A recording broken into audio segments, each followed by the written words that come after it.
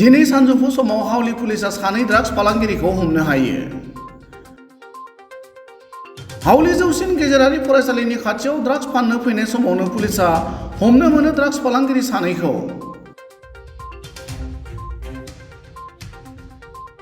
हमजानाय सानै ड्राग्स फालांगिरिखौ बरपेटा जिल्ला सिंनि कदमगुरि गामिनि मुस्ताफिजुर रहमान आरो हावलि सान्ति बजारनि इजामामुल हक होनना मिथिहोदों। लोगोसेनो हमनो मोननाय सानै ड्राग्स फालांगिरिनिफ्राय आबुं ड्राग्स गोनां गंस्नि कन्टेनार मोनो होनना पुलिसनि सुलुङा मिथिहोयो।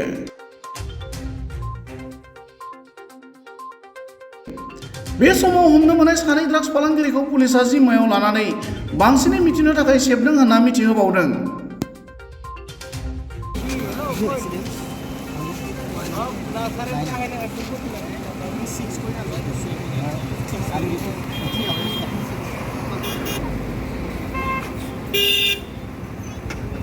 এটা হাতত দি কৰিব লাগিছিল।